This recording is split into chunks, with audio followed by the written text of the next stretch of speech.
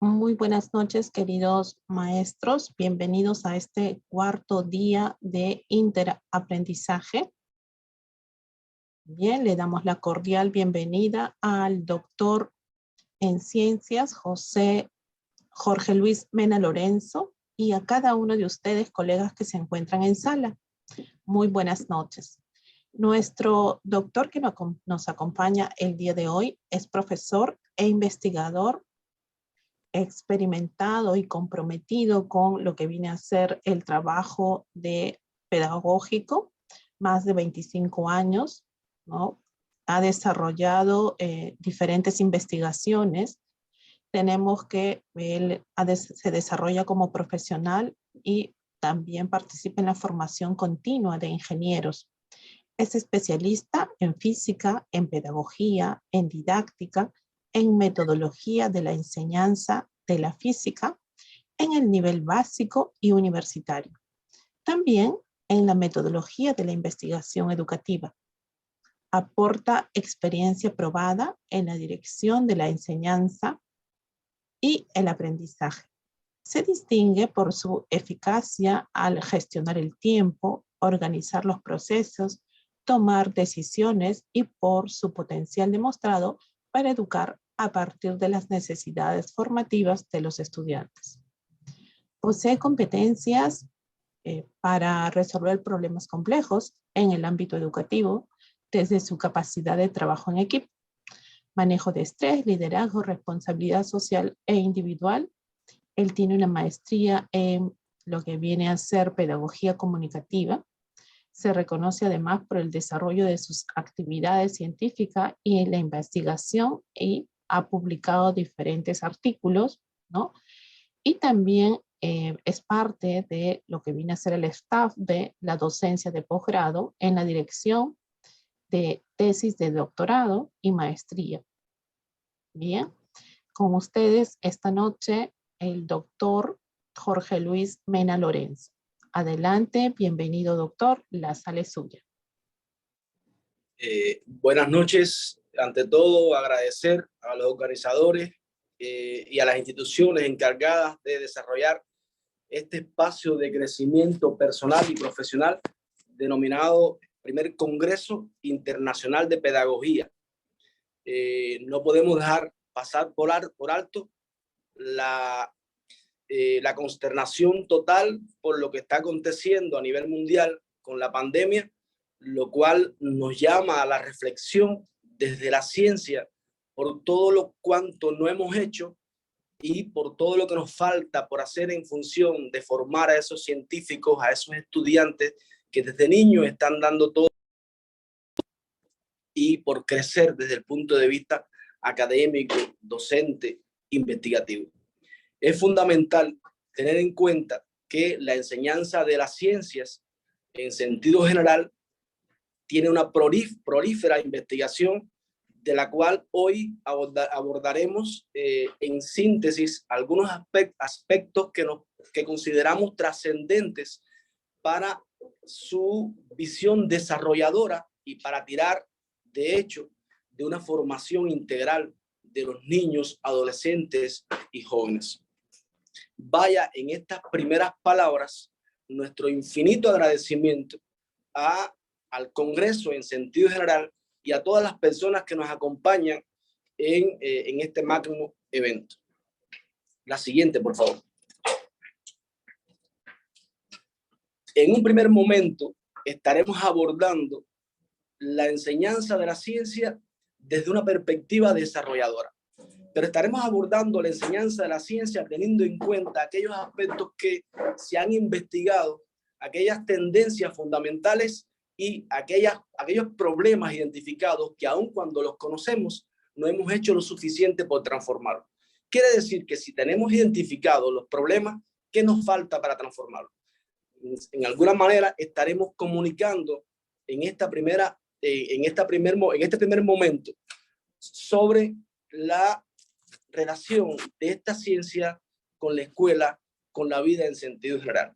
En un segundo momento, como aparece en la presentación, estaremos hablando de la necesidad de que estas transformaciones didácticas que se hagan en la ciencia tengan un sustrato o un sustento didáctico, pero desde la ciencia. Y consideramos que aun cuando la ciencia, la enseñanza de la ciencia ha crecido, se ha desarrollado, se han hecho muchas transformaciones, existe una didáctica probada en distintas partes del mundo, pero en nuestra experiencia cubana también bien probada, que es la didáctica desarrolladora, que no niega la didáctica de las ciencias en sí, pero que tira que toma lo mejor de esta didáctica y que la engrandece y que siembra o traza caminos derroteros que nos permiten entender mejor la clase y lo que en esencia debe hacer en materia formativa un docente. En un tercer momento estaremos hablando de la clase desarrolladora en sí, de aquellos aspectos trascendentes que debemos puntualizar. Y ojo con lo que voy a decir ahora. No vamos a profundizar en todos aquellos elementos de la clase desde el punto de vista de la ciencia, porque consideramos que hay, como decía antes, una investigación profunda al respecto, que el tiempo para abordarlo sería insuficiente. Pero vamos a dar algunos detalles que consideramos importantes a la hora de diseñar una clase desarrolladora en ciencia. En último momento estaremos hablando ya de manera muy sucinta de lo que consideramos los pilares de una clase desarrolladora en ciencia. Les confieso lo siguiente, cuando declaré el tema para el Congreso y me puse a desarrollarlo, aún con la experiencia que tenemos, me quedaba grande un poco el término pilares, por cuanto hay un antecedente de Jack Delos que propone 4 pilares y un quinto pilar de la educación de futuro, de presente y futuro. No obstante, nos aventuramos y vamos a dar lo que nosotros consideramos desde nuestra experiencia que son los pilares fundamentales de la didáctica desarrolladora en ciencia. Entonces, sin más, el objetivo de esta charla que estamos desarrollando, bueno, pues tiene por objetivo identificar esos pilares. Ese es el objetivo formal, el objetivo, digamos, del encuentro. Pero hay un objetivo subliminar, hay un objetivo, digamos, más apegado a lo que hacemos los docentes día a día, y un aplauso para los docentes porque son abnegados trabajadores constructores de la formación integral de los estudiantes. Pero ese objetivo de que estoy hablando es el tratar de pasarla bien, el tratar de comunicar algo que sea trascendente, que sea entendible y que sea de alguna manera que aporte a la conciencia educativa de los que estamos presentes acá. Por favor, a la siguiente diapositiva. En este primer momento, distinguir en la enseñanza de las ciencias como la más importante dentro de los currículos escolares sería una aberración.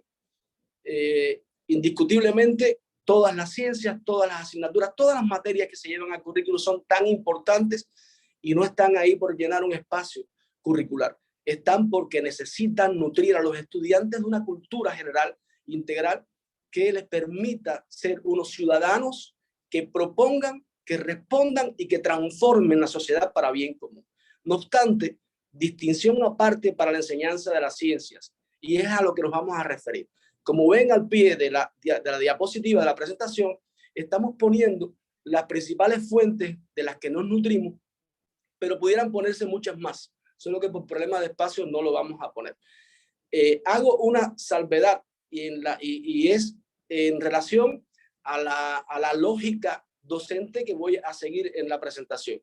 Si estamos hablando de enseñanza de la ciencia, si estamos hablando o hablaremos de que una situación problemática es un punto de partida para tirar del desarrollo del estudiante, para poner al estudiante en función de investigador, de científico, de descubridor de sus propios conocimientos, pues entonces cada etapa o cada parte de esta presentación procuraremos entonces poner una situación problemática o polémica, una situación problemática que nos permita guiar la discusión y el desarrollo de la misma. Por favor, la siguiente diapositiva. Pero, ¿qué es la ciencia? ¿Qué es la ciencia? El gran Jules Henry Poincaré definía la ciencia con lo que no es la ciencia. Él identificaba con mucha claridad que un conjunto de hechos no es una ciencia, como un montón de ladrillos no es una casa, La ciencia se construye a partir de los conocimientos teórico-prácticos, pero formando un sistema que da al traste con nuevos conocimientos que no son estáticos, que son dinámicos y que se pueden transformar en la medida que los propios fenómenos que descubre la ciencia y que explica se transforman en sí. De manera que las ciencias tienen el don de tener la interdisciplinariedad, la transdisciplinariedad y un elemento mucho más distintivo para nosotros y que fundamentamos y defendemos de nuestra investigación, que es la integración. La integración en su sentido macro, el ver el mundo como un todo, pero analizarlo desde sus partes. Y entonces por ahí estamos entendiendo una ciencia que se desdobla desde el punto de vista cultural, desde el punto de vista práctico y desde el punto de vista propositivo a lo que aporta a la sociedad y a los campos individuales de la investigación. Por favor, la próxima diapositiva. En nuestra primera situación problemática estaríamos abordando algo que nos parece paradójico. Aun cuando la ciencia ha avanzado tanto, aun cuando la investigación didáctica ha avanzado tanto, esta ilustración que estoy poniendo en pantalla pareciera que es del día a día, de hoy en la mañana, de ayer en la tarde con nuestros estudiantes. Y esto no es propio de un país, no es propio de una región geográfica en particular. Esto es propio de la vida del mundo entero. Esta es una práctica docente que comúnmente se ve en nuestras aulas, en cualquier parte del mundo. Si nos centramos en la diapositiva, vemos que el docente evaluador les dice a sus estudiantes que asciendan, que vamos a subir al árbol. Ojo con esto porque tenemos que hacer un poco de empatía. Los docentes tenemos que ser empáticos, tenemos que conocer las individualidades de nuestros estudiantes para saber qué nos pueden dar en materia de conocimiento, en materia de respuesta cognitiva a determinadas situaciones problemáticas que le estamos sugiriendo. Porque para tirar de su desarrollo tenemos que saber de qué punto parten esos estudiantes. Eso lo explicaremos un poco más adelante. ¿Será justa o será disparatada esta evaluación? ¿Será correcto decirle a todos los presentes en esa aula natural que suban al árbol? Bueno, pues si hacemos empatía y jugamos un poco con los roles de los animales, entonces nos daremos cuenta que el pájaro con mucha destreza, con mucha habilidad, en pocos segundos estaría subiendo a la copa del árbol. El elefante quizás no puede subir, pero quizás tenga la fuerza suficiente para derribar el árbol y de alguna manera con sus alternativas, pues también se puede subir a la copa del árbol. En el caso del pez, es posible que no haya escuchado al profesor y está en su agua, en su medio, muy feliz. Pero hay uno de los que más preocupa dentro de esta aula y es el caracol. Es un caracol que, si lo ubicamos desde el punto de vista psicológico, tiene disposición, tiene voluntad, tiene motivación para participar, para cumplir con la orden, porque no es una orientación esta que da el profesor, la orden que da el profesor de subir al árbol. Pasado 10 minutos, media hora, quizás una hora, el caracol ha transitado 10 centímetros de trayectoria. Y entonces el docente le dice: alto, caracol, ¿qué haces? Bruto, torpe, soso, no has recorrido ni la mitad del camino. ¿Para qué tú sirves, caracol? Bueno, lo peor no es tanto lo que le dice el profesor, que ya de por sí es malo, no es bueno, sino que el caracol se lo crea.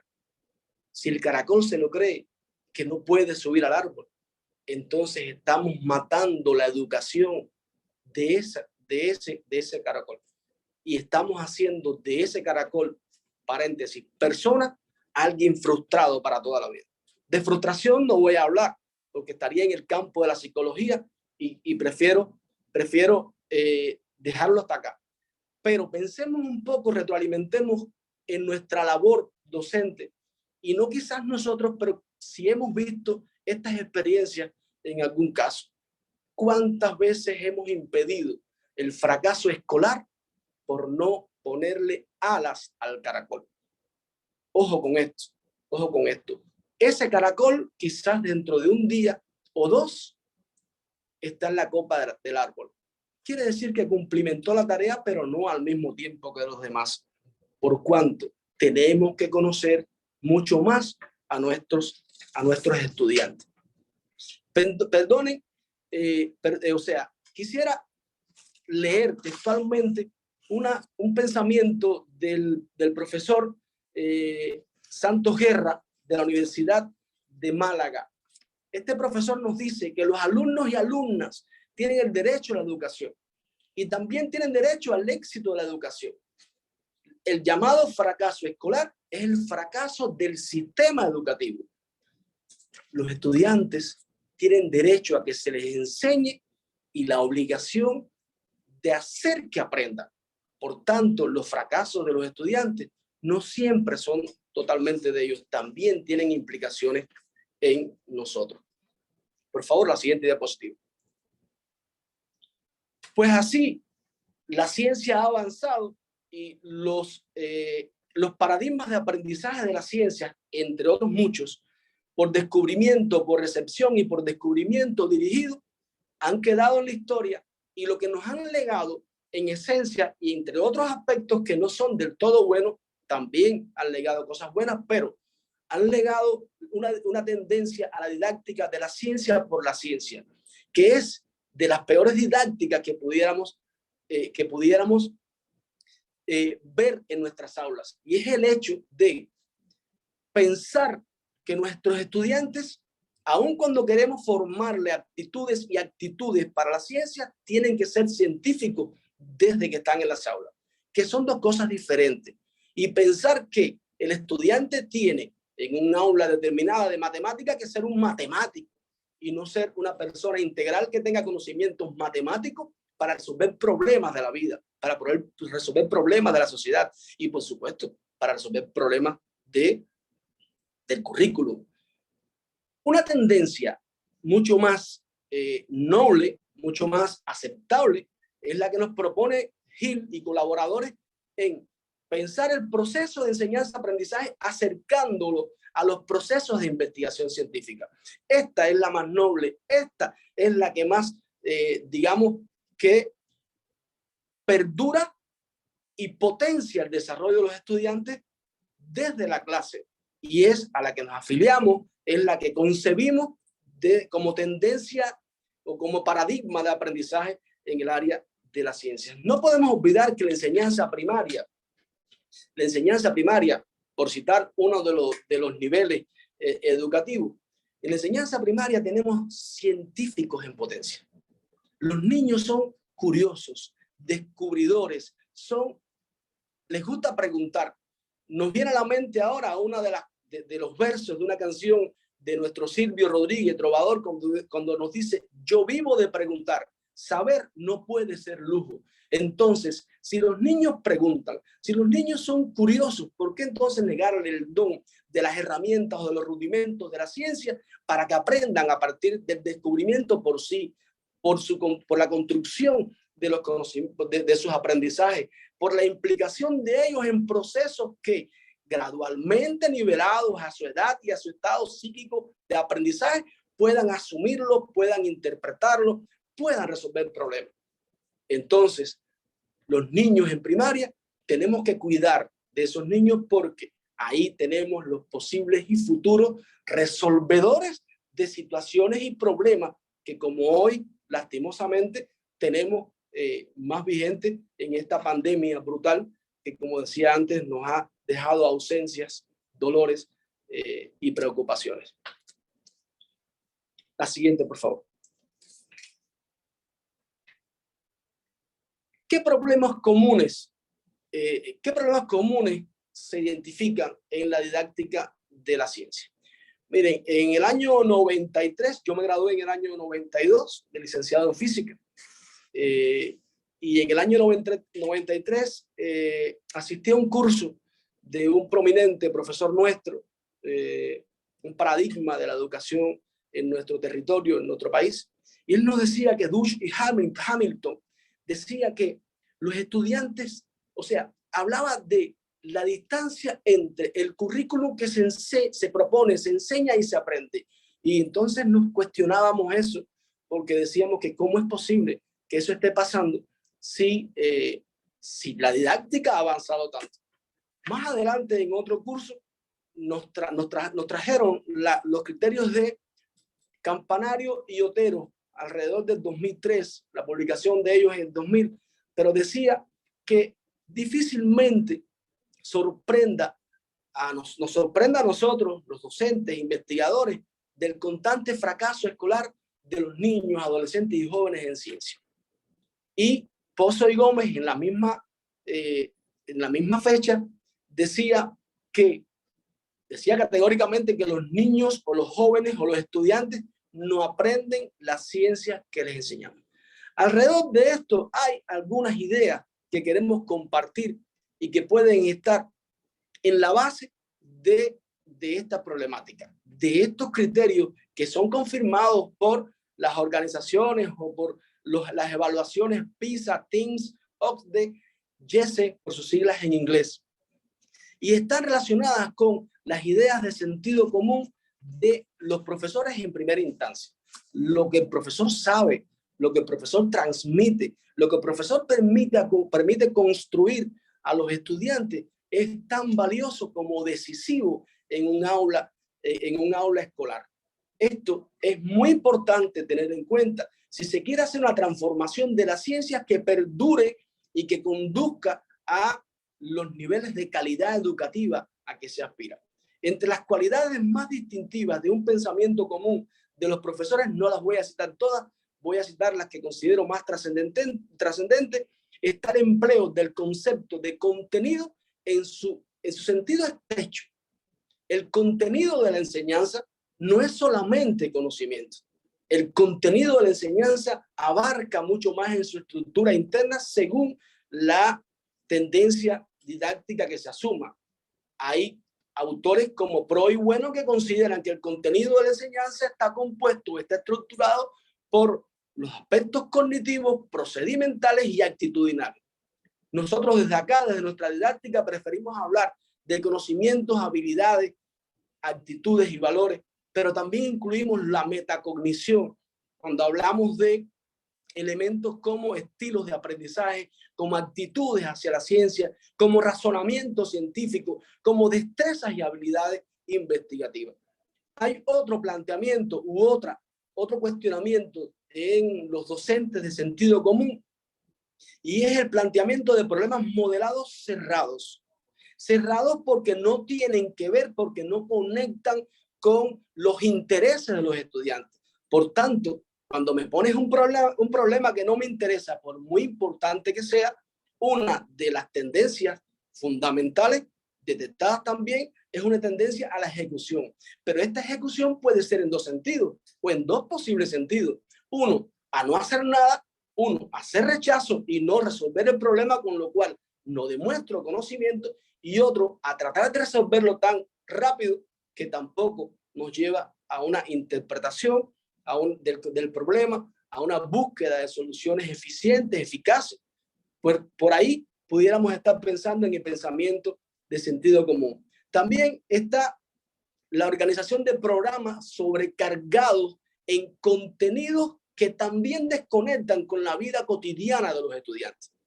Un programa que esté en función de determinadas pautas científicas que muchas veces están desactualizadas. Recordemos que el avance de la ciencia y la técnica es vertiginoso, pero la incorporación a los currículos escolares es tan lento como el caracol de la situación problemática.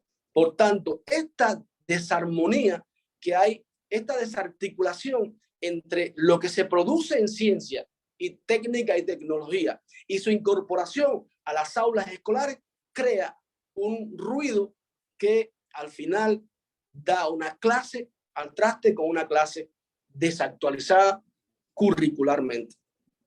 También está el enfoque fraccionado de los componentes didácticos.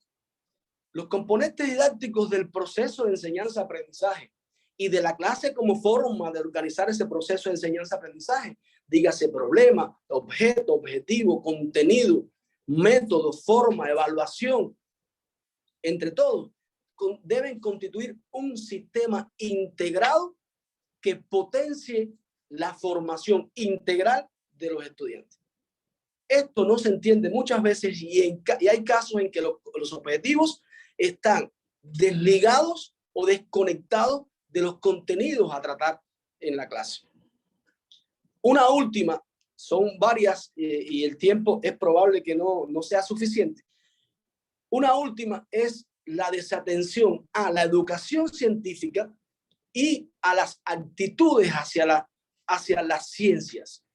Pues bien, otro de los elementos a tener en cuenta es el concepto estrecho de contenido, que lo expliqué anteriormente, los métodos tradicionales de enseñanza-aprendizaje, en los que el estudiante no se pone en función de investigador incipiente, de investigador en potencia, de investigador principiante. También la carencia de protagonismo estudiantil. Si el estudiante es el que tiene que transformarse, o el que tiene que experimentar la transformación llamada aprendizaje, pues el estudiante tiene que ser el protagonista de su propio aprendizaje. Tiene que crear, tiene que construir, tiene que darse a entender y desde sus dudas participar en ese proceso investigativo. Y una última es la visión parcelada y descontextualizada de la ciencia. Las ciencias en el ámbito escolar, a ver, dicho de otra manera, cada profesor defiende su parcela científica. Cada profesor considera que su ciencia es el ombligo del mundo.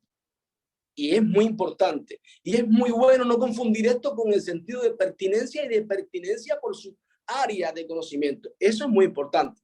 Pero desconocer desde el punto de vista cultural, desconocer desde el punto de vista de lo que aporta en formación a los estudiantes el resto de las asignaturas del currículum es un error. Por tanto, perdonen, pero a la vez, verlo solamente desde las parcelas individuales es un error aún mayor. La disciplinariedad nos permitió llegar hasta aquí. En realidad, hace mucho tiempo se está hablando de interdisciplinariedad, pero a mi juicio, a mi modo de ver, todavía constituye una utopía.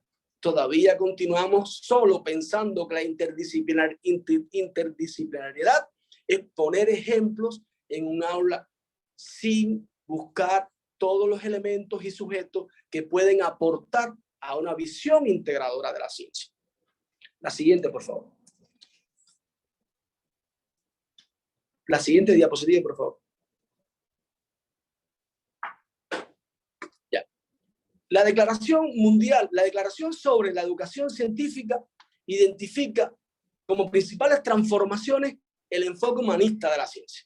El enfoque humanista de la ciencia, que es no centrarlo únicamente en los contenidos academicistas, sino explotar todas las variantes, comunicaciones e interacciones de la ciencia con la cultura en sentido general. Yo puedo formar un estudiante con un conocimiento elevado de la ciencia. Sin embargo, ese estudiante después va a interactuar en la sociedad con personas que no son científicos, con personas que no tienen el nivel cultural que puede haber alcanzado ese científico, entre comillas. Por tanto, toda la cultura general e integral no puede estar ajena de la ciencia que enseñamos en las aulas. Otra de las transformaciones a llevar a cabo la didáctica de la ciencia en la clase en sí es lo que estábamos explicando de la integración de los contenidos. Y no me voy a detener aquí porque de alguna manera lo abordé. También está la apropiación de los métodos de la investigación científica. A ver, es verdad que que la tendencia a enseñar la ciencia a partir de la investigación, de los métodos de investigación, es de las más nobles, de las más loables que desde mi punto de vista encontramos y compartimos. Pero los métodos de investigación científica, las fases de un método de investigación científica no se aprenden espontáneamente. Y entonces queremos que nuestros estudiantes aprendan a investigar poniendo problemas y desarrollando clases que son puramente tradicionales. Hay que poner al estudiante en el centro de un problema y darle la responsabilidad, digamos, otorgarle el permiso, la autoridad para que puedan gestionar su aprendizaje a partir de ese descubrimiento. Pero eso hay que llevarlo al aula, eso hay que planificarlo, eso hay que construirlo en espacios colectivos, en espacios de colectivos docentes, con trabajo metodológico. No, insistimos, desde una parcela científica determinada, porque la ciencia, que nadie tenga duda, tiene sus conexiones con todas las asignaturas del currículum. A mi modo de ver, y tal vez es una exageración, para mí la formación científica de los estudiantes desde primaria debería ser un eje transversal en todos los currículos. La educación de actitudes es otro de las transformaciones que nos convoca hoy. Bueno, la educación de actitudes está estudiada, está publicada, está investigada y tenemos prominentes investigadores en eso. Antonio Blanco, perdón, Vázquez, Antonio Vázquez, Manacero y otros. Nosotros desde acá, desde Cuba, de nuestra universidad, nuestro centro de estudio, también estamos haciendo investigaciones sobre las actitudes de los estudiantes, pero a nivel de ingeniería, a nivel universitario. Y les decimos que es muy importante partir en las clases teniendo ese conocimiento, porque ese conocimiento nos da las pautas necesarias para poder orientar una ciencia que esté o que resuene en los intereses sociocientíficos de los estudiantes. Sociocientífico, porque la ciencia, como decía antes, se da hacia la sociedad y en sentido bidireccional. Y por último, la socialización de los conocimientos escolares, porque estamos considerando que los conocimientos escolares, los producidos por los estudiantes en las aulas, porque los estudiantes producen conocimiento, depende de nosotros ponerlos en función o en condiciones de producirlo. Y los conocimientos que poseen los docentes hay que socializarlos. Y para eso es necesario dos direcciones entre las que más distingo. Una, el trabajo metodológico a nivel de colectivo de formación o a nivel de colectivo pedagógico de profesores. Y otro, a través de las jornadas científico-estudiantiles, a través de las asociaciones estudiantiles. Y esta socialización, me atrevo a decir que tanto la de los profesores como la de los estudiantes debe ser internacionalizada. No puede ser únicamente al interior de la institución. La institución existe en la sociedad porque resuelve un problema social. La institución existe en la sociedad porque tiene potencialidades para producir, no solamente para acumular conocimiento. Y la ciencia tiene que tener en cuenta todos estos elementos. Estamos diseñando, o sea, los currículos. La pregunta es, ¿están diseñados los currículos escolares para estos retos? Bueno, esa es una respuesta, por favor, la próxima. Esa es una respuesta que nos la da José Luis Blanca Hernández al analizar cómo mejorar, cómo mejorar la enseñanza de la ciencia a partir de los currículos. Cambiarla, primero plantea cambiar la función formativa de las ciencias. No podemos, perdonen cada vez que digo no podemos, no debemos insistir, como tradicionalmente se hace, en enseñar la ciencia por la ciencia, en enseñar contenidos academicistas únicamente, en potenciar la instrucción y olvidar que existe otra categoría pedagógica llamada educación que es necesario potenciar.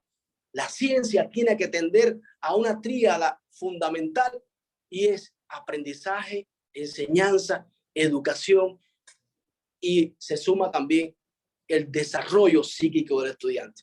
Otro segundo elemento que propone Blanca Hernández para mejorar la enseñanza de la ciencia es cambiar la imagen de la ciencia. La imagen de la ciencia, imaginen, a día de hoy concebir que la ciencia es tan difícil, es tan complicada, es inalcanzable, es inabarcable, es pensar que la ciencia es un ser no terrenal. Es algo que no está al alcance de todo. Hay determinadas publicaciones, hay suficiente material que explica, que demuestra cómo a través de, por ejemplo, de cómo funcionan las cosas, se puede dirigir una clase, se puede gestionar una clase en cualquier nivel de enseñanza y que haga más asequible la enseñanza, el aprendizaje de la ciencia. Nuestros niños viven rodeados de equipos electrodomésticos, no olvidemos eso. Y entonces pueden pensar por qué un ventilador se pone a una altura y un aire acondicionado o split, o como se le llama en cualquier territorio del mundo, se pone a otra. ¿Por qué los bombillos alumbran más en un lugar que en otro? ¿Por qué? ¿Por qué? ¿Por qué? ¿Por qué el cielo es azul? A que los niños no pueden preguntarse eso. Bueno, los profesores tenemos que estar en condiciones de cambiar esa imagen de la ciencia de manera que las hagan más susceptibles a ser aprendidas con amor, con belleza. El currículo centrado en la relevancia y la pertinencia de la ciencia hace énfasis fundamentalmente a que los currículos no pueden estar únicamente centrados en fórmulas, en productos matemáticos, en ecuaciones, en proporcionalidades, en fórmulas químicas. Hay que orientarlos también a partir de aquello que resulta relevante para el estudiante. Pero ¿qué es lo que resulta relevante para el estudiante? Bueno, pues lo primero que resulta relevante para el estudiante es el contenido o el contenido de origen común, el aprendizaje de origen común, lo que les viene en el día a día. Y la ciencia, la clase de ciencia, o sea, el conocimiento científico en el contexto áulico, parte del contenido de sentido común, parte de lo que rodea al niño. Esa línea metodológica que incluye partir de lo que tiene sentido común para el niño, que puede ser con certeza en muchos momentos un pseudo conocimiento, pero que a la postre y con buena fortuna y con buena aplicación didáctica, con buena metodología didáctica, tratamiento metodológico, podemos hacerlo transitar de ese estado incipiente pseudocientífico a un conocimiento consolidado. Pues entonces el currículo centrado en la relevancia y pertinencia de la ciencia nos permite hacer esta reflexión. Y por último, reorientar la enseñanza de las ciencias en función de las necesidades sociocientíficas de los estudiantes. Pero decimos más, en función también de la formación vocacional incipiente de los estudiantes. ¿Quién dice que un niño no tiene una formación vocacional? ¿Que sea consolidada? No, porque no tiene por qué. Pero que tenga gustos por lo que ve de los mayores, por lo que ve en la televisión, por lo que ve en internet sobre determinadas profesiones. Que ¿cuántos niños no quieren ser médicos, enfermeros? ¿Cuántos niños no quieren ser conductores? ¿Y por qué no partimos en la enseñanza de la ciencia de esas bellezas culturales que constituyen las profesiones y que podemos asumirlas y que podemos llevarla al aula a partir de enfocar u orientar la enseñanza de la ciencia a partir de estos puntos? Ojo, y como dice en la presentación, el mundo necesita gente que ame lo que hace.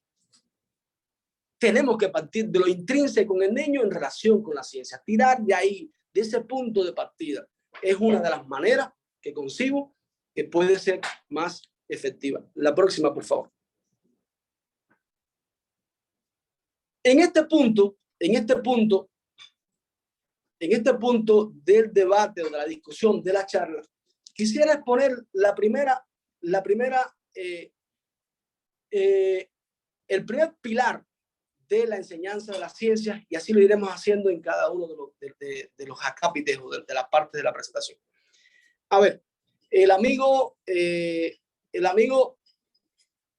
gaditano o el amigo español,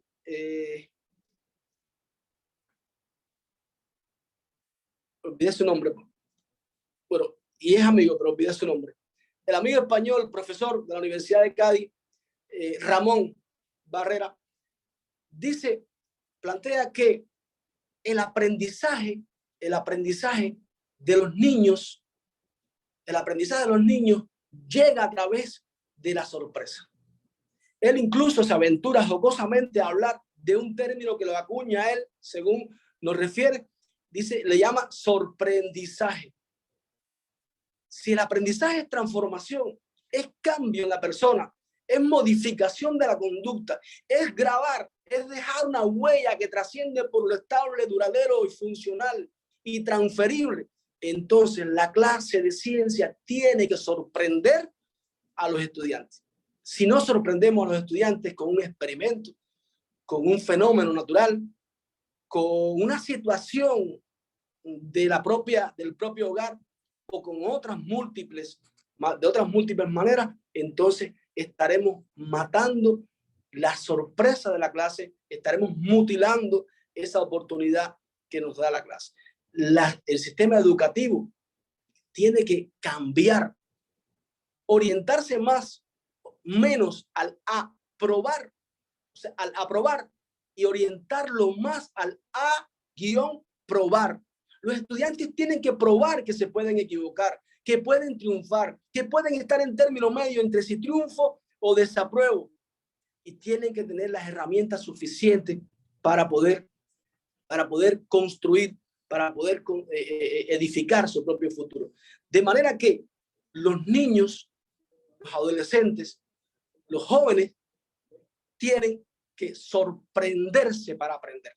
Y es por eso que estamos poniendo como primer pilar que la ciencia escolar no puede perder la capacidad de sorprender ni su potencial para desarrollar y construir culturas,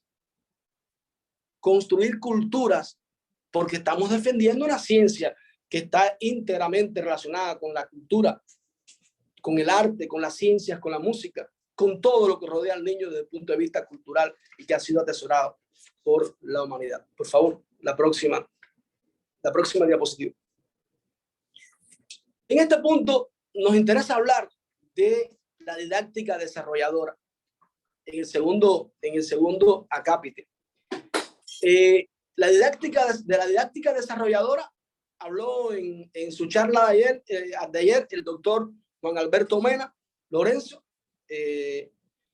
y no pretendo tomar los mismos derroteros ni abordar los mismos elementos, pero de alguna manera hay que abordar aquellos aspectos que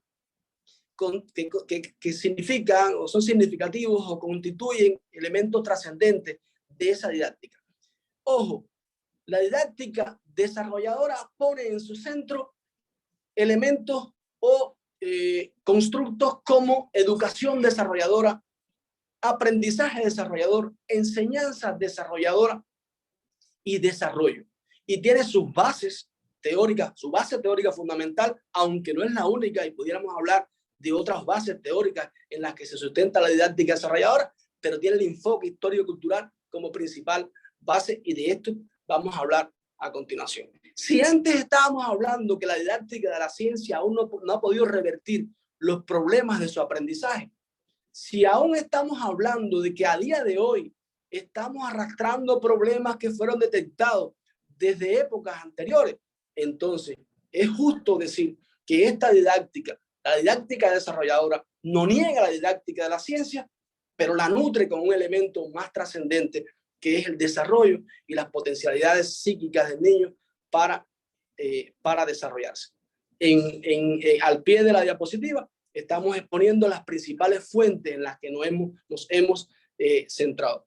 La próxima, por favor.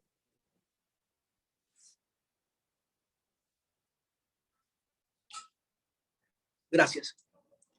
Parece llamativo que desde la época de Comenio, nos decía o nos llamaba a la idea de que los estudiantes tienen que aprender más enseñando menos.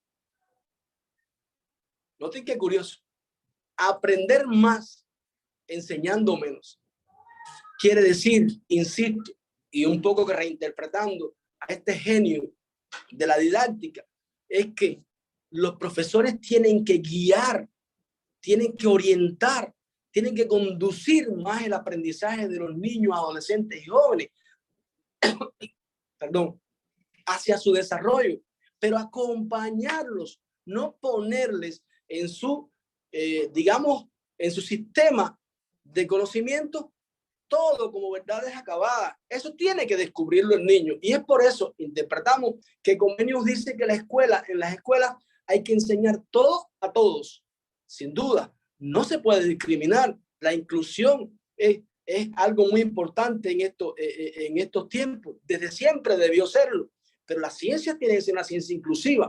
La proa y la popa de nuestra didáctica ha de ser investigar y hallar el modo de que los que enseñan tengan menos que enseñar y los que aprendan más que aprender. Por favor, la próxima.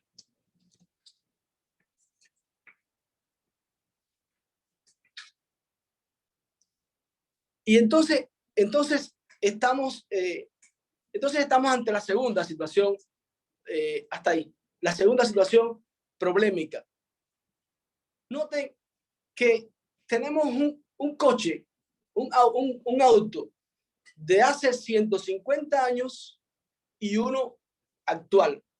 Tenemos un teléfono antiguo y otro actual. Observen cuánto ha desarrollado la ciencia. Ojo, que en cuanto al coche y al teléfono, los hay más desarrollados. Los hay con más propiedades, con más bondades desde el punto de vista tecnológico. Pero nos gustó esta y nos era suficiente para discutir. Vayamos ahora al ámbito, digamos, escolar. Al ámbito escolar. Esa aula que tenemos a la izquierda es un aula de hace 150 años. Y esa que tenemos a la derecha es una aula actual. La de ustedes, la mía, la de cualquier profesor de nuestro círculo de colegas. Bueno, ¿qué diferencia hay? ¿Ustedes no notan un aburrimiento total? Las sillas, las mesas son las mismas. Los estudiantes 150 años después están en un mismo contexto de desarrollo que no los conduce a un crecimiento personal mayor. Esto, la didáctica de la ciencia, no se lo puede permitir. Yo les pregunto, ¿hay sorprendizaje en alguna de esas aulas? No me lo parece. La próxima, por favor. En este sentido, esta didáctica reconoce que la educación, enseñanza y aprendizaje tradicional ha propiciado tres elementos fundamentales que constituyen un lastre y que hay que resolver. Primero, que el proceso de enseñanza-aprendizaje, por sus siglas PEA, se centra en el docente, en sus capacidades histriónicas, en sus capacidades de dominador absoluto del conocimiento, en genio, figura y dueño del proceso de enseñanza-aprendizaje. Y se olvida que el estudiante, que es quien tiene que aprender, pasa de largo en ese proceso sin siquiera ser transformado, sin siquiera lograr un aprendizaje, como decía Ausubel, significativo. Un segundo elemento es que los contenidos curriculares carecen de pertinencia, significatividad e integración. Noten ustedes que esta dificultad que la didáctica desarrolladora identifica, también fue identificada antes por la didáctica de la ciencia, cuando decía que los currículos están centrados en contenidos academicistas y no en contenidos que tiran de la voluntad de aprender de los estudiantes, del gusto, de la motivación. Por tanto, los contenidos en la ciencia que estamos llevando muchas veces crean o construyen un sistema de negación o de rechazo por la ciencia. Un tercer elemento es que el proceso de enseñanza-aprendizaje tiene carácter eminentemente productivo, tradicionalista y esquemático. Y un poco que viene a rescatar aquello que en el área de la didáctica de la ciencia ya habíamos identificado. La clase plana, la clase orientada hacia un aprendizaje esquemático, un profesor que llega vestido de Aquiles, con una lanza que se llama programa, con una espada que se llama plan de clase, con una coraza que se llama sistema educativo, que muchas veces lo apoya o no le exige una transformación, y pretende con esa armadura, mirando de manera oblicua de arriba hacia abajo a los estudiantes como seres minúsculos. Por favor, el proceso de enseñanza-aprendizaje desde la didáctica desarrolladora requiere, necesita, urge que los estudiantes y los profesores sean compañeros, sean colectivos de enseñanza y aprendizaje, que sea un proceso de acompañamiento más que un proceso de dictar conocimiento, de imponer problemas que a veces no conectan con la realidad. Estas dificultades, estos problemas comunes que identifica la didáctica desarrolladora no apuntalan, no orientan y no inducen y conducen al desarrollo. La próxima, por favor. De esto nos habla un poco el psicólogo ruso Lev Semyonovich Vygotsky. Debo confesarle que la pedagogía cubana, aun cuando toma el legado de nuestros próceres, de nuestros máximos pedagogos, Luz y Caballero, Varela, Martí, toma de este psicólogo y de los aportes de su enfoque histórico-cultural lo mejor de sí, sus principales constructos, sus principales ideas, de modo que, de alguna manera, y sin temor a decirlo, la educación cubana en sentido general y la enseñanza de la ciencia en Cuba está soportada sobre el enfoque histórico-cultural. Decía Vygotsky que la educación conduce al desarrollo, lo acompaña, lo guía, le muestra el camino. Vygotsky considera que el desarrollo no es de lo individual a lo social, sino de lo social a lo individual. Que el desarrollo psíquico del niño ocurre en dos direcciones. Una primera, intersujetos, o sea, en relación con lo social, y una intrasujeto, un lenguaje interno, un procesamiento para sí de lo que descubre en compañía de los demás. A partir de ahí, identifica constructos fundamentales que ayer se abordaron y hoy que voy a mencionarlos en aras también del tiempo. Identifica constructos fundamentales como zona de desarrollo próximo, mediación, apropiación, desarrollo. Ojo, él dice que no hay aprendizaje que no esté dentro de la zona de desarrollo. Por tanto, él plantea, y lo estamos asumiendo y lo estamos incorporando y estamos considerando que esa es una de las dificultades de la didáctica de las ciencias, de la clase renovadora de ciencias, desarrolladora de ciencias, y es que no estamos concibiendo que hay que partir de la zona de desarrollo próximo del niño, que conoce y a la vez hacia dónde puede llegar con la ayuda de los demás. Estamos identificando a partir de nuestras investigaciones dos elementos que consideramos que pueden estar afectando la didáctica de la ciencia. El hecho de que no se obtengan los resultados aun cuando se hayan identificado las causas, dominar las causas de un problema es la primera condición para resolverlo. Y se conocen las causas, se conoce el efecto. Existen teorías. ¿Qué falta? Bueno, pues desde el punto de vista histórico-cultural, estamos asumiendo que una de las principales problemáticas está en el hecho de que no se domina la zona de desarrollo próximo del niño y no se establecen acciones suficientes para modelar el tránsito progresivo, gradual, espontáneo, dinámico de lo que sabe a lo que está por descubrir. En estas dificultades existen investigaciones, pero aún no son suficientes y es necesario potenciar esto. Comparando no. Estableciendo, digamos, algún tipo de análisis entre Vygotsky y los que le suceden con los que compartió tiempos históricos y teorías de alguna manera, Vygotsky resalta la unidad dialéctica de enseñanza, educación, aprendizaje y desarrollo. En el caso, por ejemplo, de Piaget, con todos los buenos resultados de Piaget investigativos y que nosotros también asumimos de alguna manera, pero no los ponemos a concomitar por las divergencias desde el punto de vista de enfoque que posee cada uno, Piaget no distingue entre, o sea, plantea que aprendizaje y desarrollo son cosas diametralmente distintas.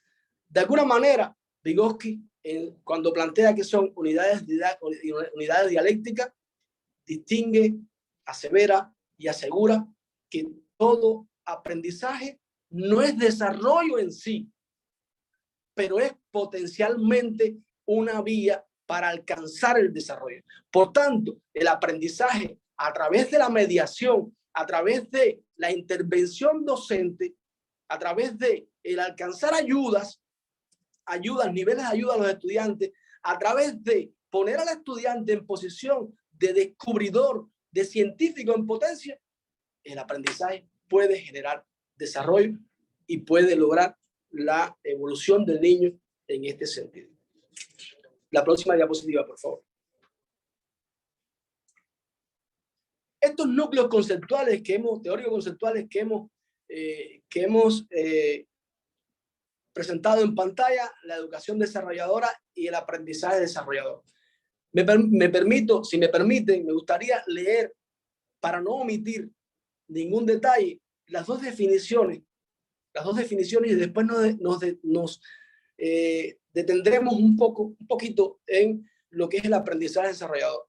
Para que Castellano y colaboradores, si la vieron remarcada en rojo cuando hablamos de la didáctica desarrolladora, es porque es la que más reconocemos en Cuba como investigadora y por sus resultados.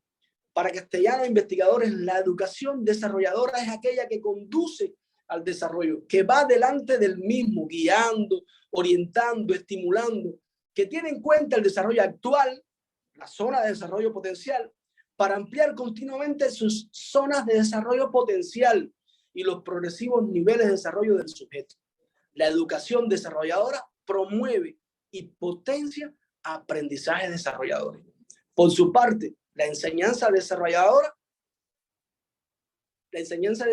modela el tránsito como proceso sistémico, activo, mediado, modela el tránsito de esa zona de desarrollo potencial, de esa zona de desarrollo próximo a la zona de desarrollo potencial y permite formar una personalidad integral, autodeterminada, capaz de transformarse y de transformar su realidad en un contexto histórico, social, concreto.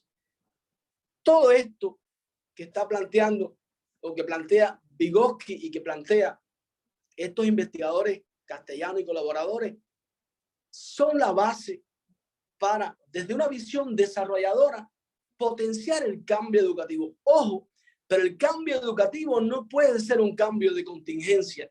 El cambio educativo tiene que tener carácter procesal, tiene que ser gradualmente ascendente en el tiempo. Si lo hacemos de manera contingente, vamos a caer en las mismas prácticas educativas que nos han traído hasta aquí. Por favor, la próxima diapositiva.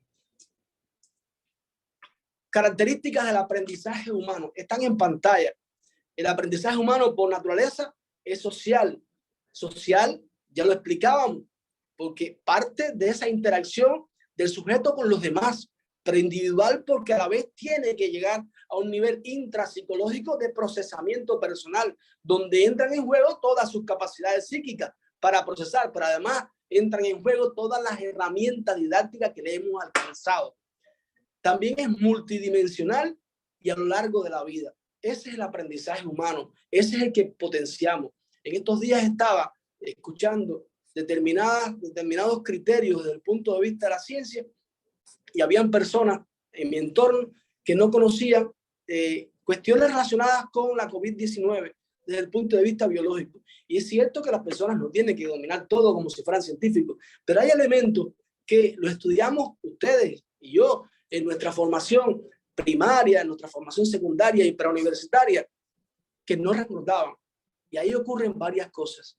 Y ahí ocurre que el aprendizaje pudo ser tan reproductivo que nos sirvió para aprobar un examen, para aprobar un examen y olvidarlo después. O puede haber sucedido lo que los psicólogos nos explican, y es el hecho de que el olvido es necesario, ese borrar la huella, pero al menos debemos construir aprendizajes en los estudiantes que perduren para la vida, que tiendan a través de herramientas que se van sucediendo de manera concatenada y estable, que tiendan a recuperar ese aprendizaje. El aprendizaje por su contenido, en su contenido tiene las cuatro esencias de los pilares propuestos por Jack Delos, y es el aprender a conocer, el aprender a convivir, a hacer, el aprender a emprender. El aprendizaje tiene que estar enfocado en esos contenidos también.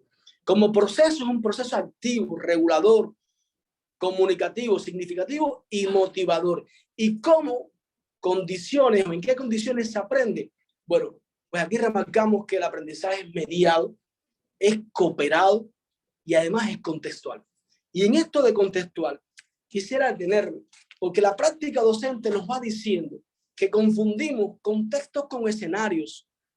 Los profesores confundimos en algunos momentos que un escenario es un espacio físico, pero un contexto es un espacio de relaciones entre sujetos y objetos, entre sujetos, objetos y escenarios, y esas relaciones conducen de alguna manera a desarrollos potencialmente aceptables por la comunidad educativa. De manera que en estas cualidades del aprendizaje humano, en estas características del aprendizaje humano, nos lega Vygotsky de que todo aprendizaje genera desarrollo. La próxima, por favor. Ya. Como aprendizaje desarrollador, en pantalla está el hecho de que es una apropiación activa creadora de la cultura. Ojo, la cultura legada por la humanidad. Es cierto que en la clase no se puede enseñar la cultura, toda la cultura que nos ha traído hasta aquí, la cultura atesorada por la humanidad, pero sí nos puede enseñar las herramientas suficientes para alcanzar esa cultura en el momento que la necesitemos. Hay tres elementos que distinguimos en este aprendizaje desarrollador, y es que apunta, potencia el desarrollo integral de la personalidad, establece o modela el tránsito progresivo de la independencia a la independencia, y que es un aprendizaje a lo largo de la vida. Por favor, la próxima. Perdón.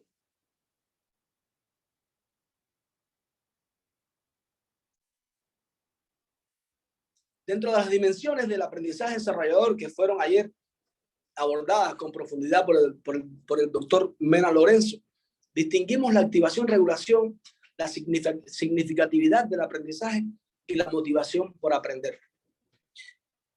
De esto la ciencia lo declara, esto la ciencia lo reconoce, y esto la ciencia o la clase desarrolladora de ciencia, siendo tradicional, no lo tiene en todas sus dimensiones en cuenta. Conceptual en relacionar los nuevos contenidos con los contenidos que ya posee. Esto es para tirar, como decíamos, de lo que sabe para lo que tiene que descubrir.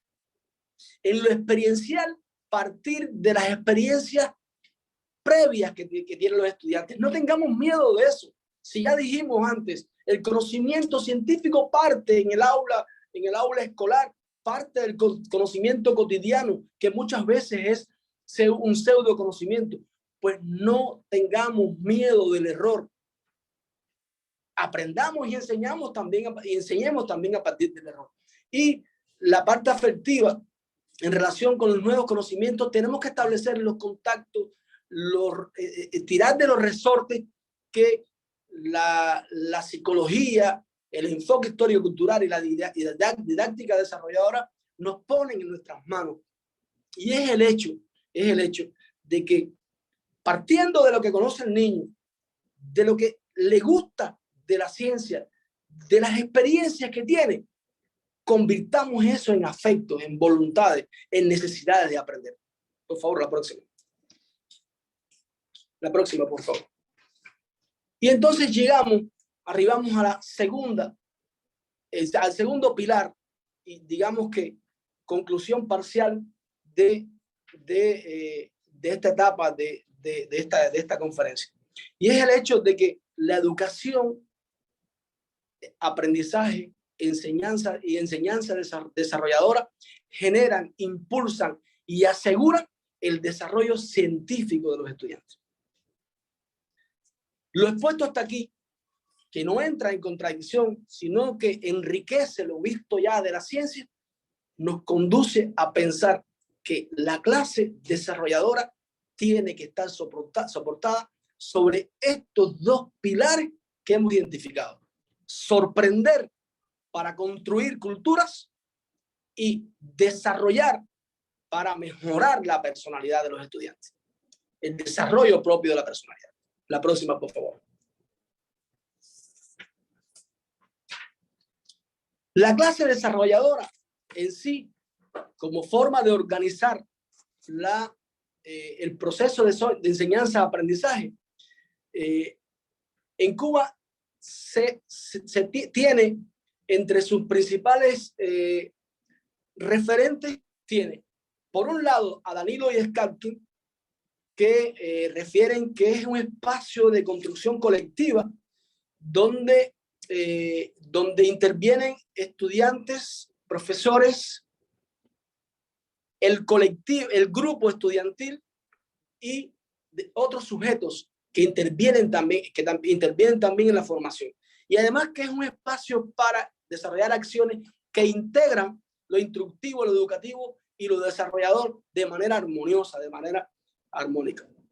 Por tanto, la próxima, por favor. Por tanto, desde nuestra perspectiva y asumiendo los criterios de Martí y tomando además el desarrollo y la didáctica desarrolladora y los aportes de la investigación como parte de la didáctica de la ciencia, consideramos que, como Martí, que los hombres crecen cuando aprenden algo. La próxima. Y entonces les propongo la tercera y última situación problemática. Y es lo que ya conocemos con seguridad, el efecto del vaso vacío. ¿Cuántas veces y cuántas prácticas educativas conocemos que nos pueden rodear o que tenemos referencia de ellas, en las que el profesor llega al aula o el maestro, y exalto esta palabra maestro por lo grandioso y sacrificado que es, llega al aula a llenarle los espacios vacíos, pero de manera reproductiva, de manera no creativa? Los niños no son un vaso vacío. Los niños son una fuente, la próxima, de la que se extraen conocimientos, pero hay que partir de lo que saben. Hay que mover los resortes de lo que saben. Hay que estimularlo para que pregunten, para que hablen sobre lo que necesitan saber. Lao Tse, la próxima, por favor. La próxima. Planteó que educar no consiste en llenar un vaso vacío, sino en encender un fuego latente. Por momento olvidamos la filosofía del gran Lao Tse, filósofo chino. Y lo que hacemos es olvidar varios aspectos en lo que los niños nos superan. Recordemos lo siguiente. Voy a leer determinados descubrimientos o determinados resultados que encontramos en internet hace poco, que significan desarrollo de la ciencia y la técnica y lo difícil que constituye llevarlo a las aulas. Por ejemplo, los descubrimientos se multiplican con rapidez incontrolable. Un producto es ya obsoleto cuando sale al mercado. Los descubrimientos científicos tardan en ser incorporados a los currículos. Un porcentaje de los niños, esto es asombroso, usan el teclado antes de la escuela primaria. Muchos aprenden a navegar en internet sin saber leer. A cada minuto en internet se publican 6 artículos en Wikipedia. Se crean 100 perfiles nuevos en LinkedIn. Se escriben 100,000 tweets. 277,000 personas ingresan a Facebook. Se producen más de 2 millones de búsquedas en Google. Se envían 204 millones de mails. Irremediablemente, la educación de la ciencia y los currículos sobre los que se sustenta esta educación de la ciencia, tiene que cambiar su mirada, porque todo esto es una realidad que nos da de golpe en el rostro si cuando llegamos al aula un estudiante tiene en sus manos un iPhone o tiene un móvil de alta tecnología con el cual puede darse cuenta que todo lo que estamos diciendo está en ese iPhone. ¿Qué le vamos a transmitir entonces de curioso? ¿Qué vamos a hacer con la curiosidad de la ciencia? ¿Qué vamos a hacer con todo aquello que queremos transmitir como un legado histórico de la ciencia? Entonces, la mirada, como decía, de la educación, en este sentido de la educación científica, debe cambiar el prisma, debe buscar un prisma que disperse la luz blanca y vea toda la gama de colores que ese arco iris nos muestra. Por favor, la próxima. La próxima. Y aquí un poco de lo que nosotros trabajamos y que lo hemos contextualizado a la charla que estamos viendo. La didáctica de la ciencia, el proceso de enseñanza-aprendizaje en pantalla tiene todos los componentes didácticos que nosotros consideramos, desde la didáctica cubana, que consideramos que deben conformar el proceso de enseñanza-aprendizaje. Partiendo del problema integrador, del objeto, objetivo, bueno, están todos en pantalla. Pero nosotros resaltamos con mucha fuerza que la metacognición también hay que incorporarla a la enseñanza, a la clase de ciencia. En tanto que a partir de la metacognición podemos enseñar al estudiante a identificar cuando no sabe, lo que sabe con seguridad. ¿No les ha sucedido que escuchan a estudiantes salir de la prueba y cuando le preguntan cómo salió, cómo fueron sus resultados, dicen, no me pregunte, yo lo hice todo, pero no me acuerdo? Por favor, estas actitudes, estos resultados hay que cambiar. De todo lo que tenemos en pantalla, estamos significando que el método de investigación científica tiene a la tarea docente como célula del proceso de enseñanza-aprendizaje. Por tanto, la tarea es la célula de esa clase y esa tarea tiene que tirar del desarrollo del estudiante, tira del desarrollo del estudiante sí y solo sí lo pone en función de descubrir lo nuevo, de construir su aprendizaje. La próxima, por favor. Ya. En este sentido, estamos dando un criterio ya publicado por nosotros, en el cual recuerdan que hablé antes en la didáctica de la ciencia, en los problemas que los currículos no eran integrados, que no se integraban los saberes de las distintas materias. Ojo con esto. El profesor de ciencias naturales en la primaria, para mi entender, es algo impresionante. Es un Voltu 5. Es alguien que tiene en sí todas las materias de la ciencia integradas en sí. Tiene que ser un sabio. Pero ese sabio no es el único que hay en la escuela. Por tanto, aprender esos contenidos de manera integrada, para aprenderlo hay primero que entender qué cosa es la integración de contenido. ¿Qué entendemos por integración de contenido? Para nosotros es un proceso activador y sistémico que genera una enseñanza integrada.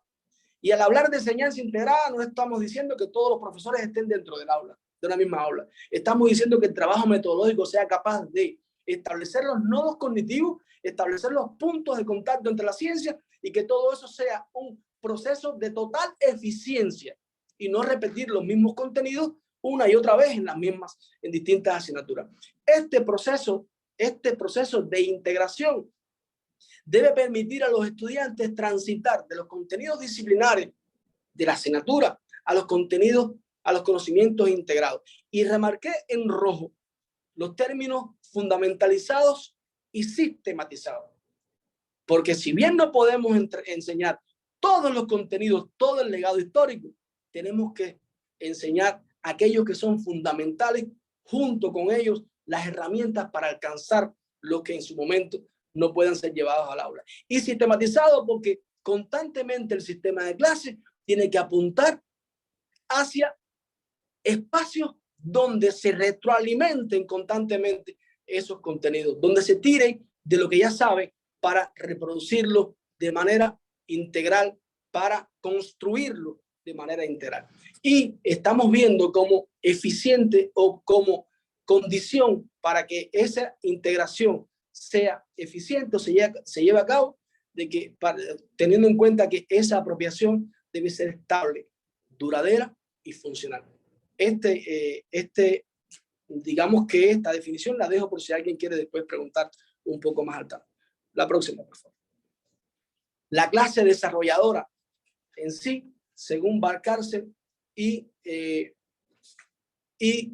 Medina, del 2018, potencia el desarrollo de la personalidad de los estudiantes, potencia la interacción dinámica con el objeto de aprendizaje y con los sujetos que participan en el aprendizaje, y establece un sistema integrado de acciones que potencian la imbricación de la instrucción, el desarrollo y la educación de los estudiantes. La próxima. ¿Qué estructura? Y ya un poco entrando en la clase desarrolladora de la ciencia, ¿qué estructura tiene una clase cualquiera?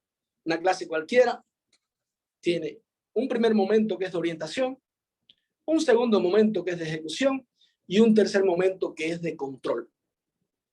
Pero ¿qué hacemos en la ejecución en una clase? ¿Qué hacemos en la orientación en una clase de ciencia? Ojo, que estas tres fases de la clase pueden, digamos, que un tanto solaparse, porque no es exacto, como decir, de 0 a 10, de 11 a 20. No es exacto, no es una escala exacta. Es una manera de clasificar o de estructurar la clase. Pero ¿qué hacemos en la orientación de una clase desarrolladora en ciencias? Lo primero es buscar aquella situación de aprendizaje desarrollador que tira de las expectativas del niño, aquel sorprendizaje del que le hablé, que nos legara Ramón Barrera. Aquel sorprendizaje hay que buscarlo en el momento de orientación. Hay que decirle: esta situación problemática que te planteo o que te planteamos o que tú me has traído a la clase de hoy, ¿cómo la puedes resolver con lo que sabes? Y llegar al momento en que el niño le faltan conocimientos para terminar de dar respuesta a una respuesta completa, eficiente. Y entonces a partir de ahí hay que orientar objetivos, hay que motivarlo, hay que decirle que esos nuevos contenidos los tiene que construir en la propia clase. Y para eso está la fase de ejecución. Pero en esa fase de ejecución estamos proponiendo que el niño, además de ser el centro del proceso de aprendizaje, el principal protagonista, se coloque en posición de investigador. ¿Es fácil? No lo es. Ciertamente no es fácil. Y mucho menos creer que traer un proceso de investigación científica, las investigaciones de la investigación, las etapas de la investigación científica a una clase de ciencia es fácil. Pero esa es nuestra labor. Ese es el trabajo metodológico que tenemos que hacer. Ese es el conocimiento de nuestra ciencia y de nuestra didáctica para poder graduar los elementos del conocimiento que necesita saber el niño para alcanzar los procedimientos y el método de investigación científica y poder dar solución a la tarea orientada. Y la fase de control. En la fase de control estamos previendo, primero, hago una salvedad, el control es en toda la clase. Desde que el niño pone los pies en el aula, estamos controlando al niño. No solo por la tarea que hizo, no reprobándola porque no lo hizo, no dejándonos de interesar el por qué no la hizo. Ahí que el niño tiene que llegar a la clase con la confianza de encontrar en el maestro, en el profesor de ciencia, a un científico, sí, pero a un educador sobre todas las cosas, que permita darle la confianza suficiente para exponer sus dudas, para aclarar sus interrogantes, para decirle: llegué hasta aquí, pero de aquí para allá me falta un procedimiento que no pude complementar. Ayúdeme, profesor. Esa honestidad, esa comunicación la tiene que formar el profesor. Esos son los hombres que necesitamos, que amen lo que hacen, que transformen lo que hacen. El control no es solamente al final de la clase. El control, la evaluación, decimos por acá, asegura el éxito y evita el fracaso. El control nos permite de manera sistemática ver no solo los conocimientos que aprendió, sino cómo se apropió de los procedimientos, cómo demuestra actitudes por la colaboración con los demás, en el trabajo en equipo, en el trabajo multidisciplinario, cómo ha crecido personalmente, cómo ha sido el crecimiento personal del niño en cada etapa de la clase. ¿Es complejo? Sí. Es cambiar nuestra visión de lo que es una clase, es darle un seguimiento persona a persona, paso a paso, momento a momento de la clase. La próxima, por favor. En pantalla están los niveles de asimilación del contenido. Partiendo de la familiarización, comprensión del conocimiento como un primer nivel, conocer. Estos niveles no tienen etapas exactas en las fases de la clase. Estos niveles pueden transitar, pueden recorrer toda la clase, pero en un orden lógico y de prioridad está un primer nivel, conocer, saber, saber hacer y crear. Yo comparto más la idea de decir construir, porque lo que se necesita es que el niño construya. Y en ese proceso de creación, independientemente de la edad del niño, del adolescente o joven, está en potencialidades de construir, de crear nuevos conocimientos. La próxima, por favor. ¿Qué requerimientos didácticos nos proponen Silverstein y Silverstein, que son dos didactas que investigan en la didáctica integrada? Pero ojo, la didáctica integrada y la didáctica desarrolladora no se niegan. Tienen más puntos de encuentro que de desencuentro. Más puntos de encuentro que de desencuentro.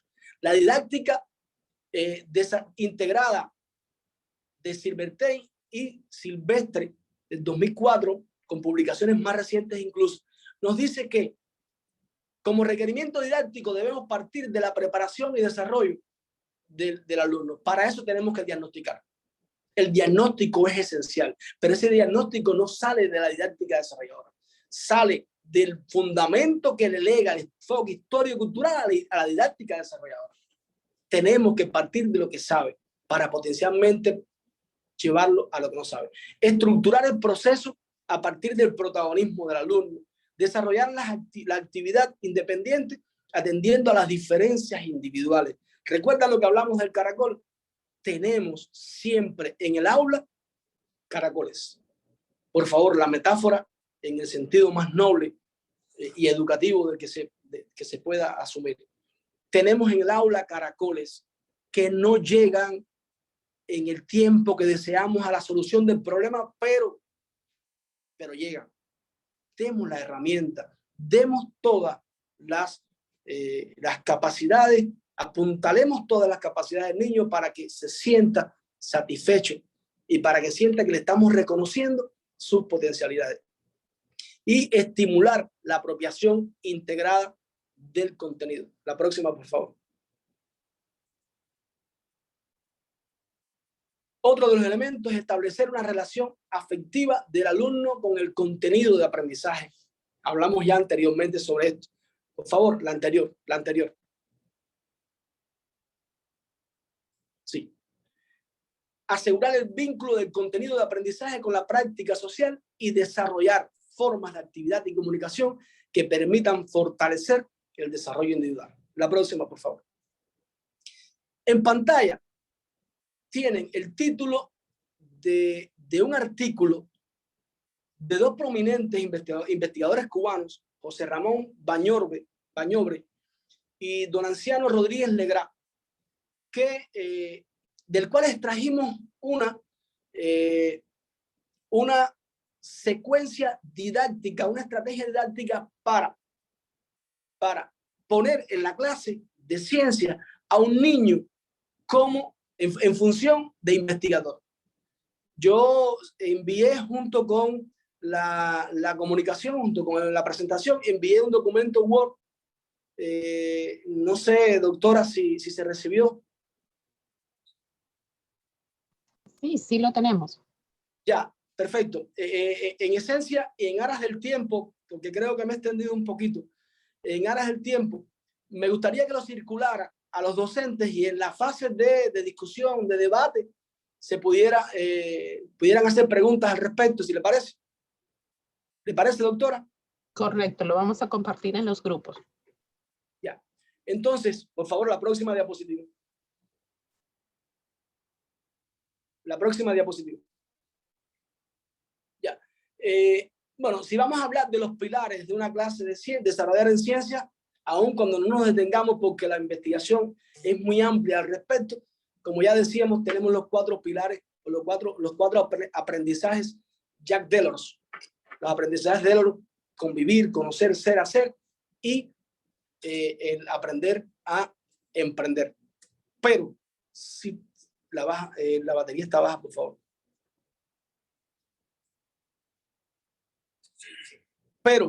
Pero, identificamos la próxima diapositiva, por favor. La próxima diapositiva. Ya. Pero concluimos con los pilares de la clase desarrollador en ciencias, en los cuales identificamos 4 pilares, además de estos que propone Jack Delors. Los ponemos a la base porque es sobre los que sustentan todos. Perdonen, estamos cargando el teléfono. ¿Sí? ¿Se ve desde ahí, por favor? ¿Se ve desde ahí? Se ve correcto, se ve bien. ¿Y se escucha bien?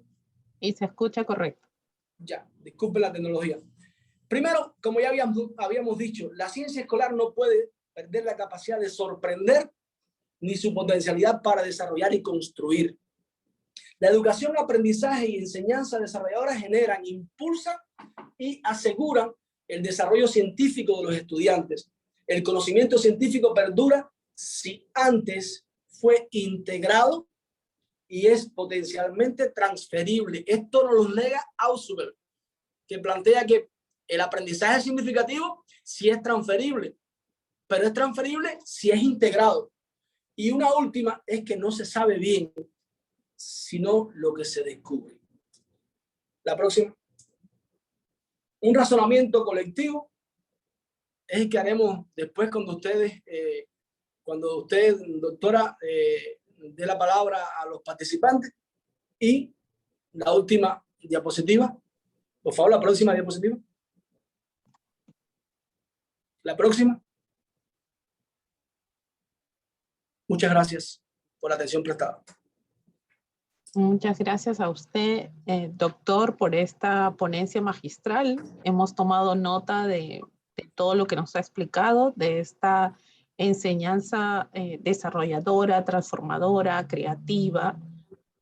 Muchísimas gracias. Ya el documento ha sido colocado en los diferentes grupos para que puedan realizar la lectura y tengan a bien hacer algunas preguntas nuestros colegas de sala.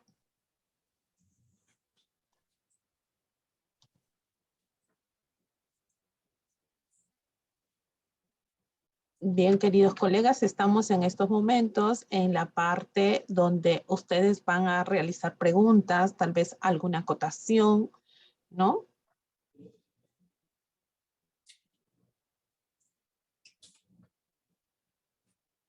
Les informamos a todos los participantes que el audio acaba de ser aperturado para que puedan intercambiar sus opiniones o hacer una pregunta debida.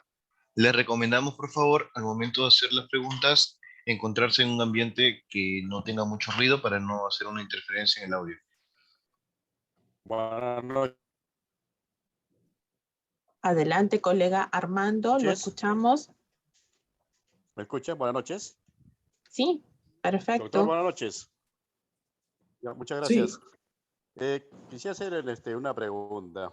En este enfoque humanística, constructivista, le enseñamos a los estudiantes como lo consideramos como centro del proceso, ¿no? Hacemos hacer pensar, también son los protagonistas del proceso. Buscamos también la autonomía, buscamos que tenga pensamiento crítico, enseñamos valores, enseñamos que sepa construir y crear, ¿no? Entonces, desde ese punto de vista, nosotros tenemos que esperar muchos años para tener el perfil del ciudadano nuevo. El doctor me podría decir, en algunos países capitalistas o quizás de otra tendencia ideológica, ya existen con este perfil algunos ciudadanos. Eso es una pregunta. Otro sería, a nuestros estudiantes con este enfoque constructivista, humanístico, hacemos orientaciones, bueno, como se dice, de diferentes aspectos. Pero nos podría quizás agregar una orientación financiera. Claro que medio ambiente, del medio ambiental ya tenemos. Y lo más importante sería agregar una educación política ideológica, ya quizás desde inicial, desde primaria, porque esa es base de la transformación de una sociedad, que tengamos niños o estudiantes pensantes que sepan orientarse a la verdad. En ese sentido, si nosotros tenemos algún proyecto para hacerlo esto, o podríamos quizás hacer nuevos proyectos para América Latina y el Caribe. Muchas gracias. Esas son las preguntas, doctor. Bueno, a ver, si el doctor pudiera concretarme la primera pregunta. La segunda pregunta la tengo clara. ¿Qué tipo de ciudadanos me está, que no escuché bien el término?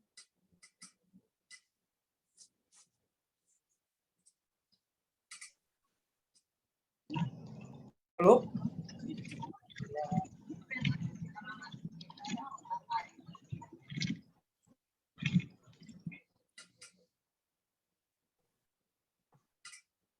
Bueno, ¿me escuchan?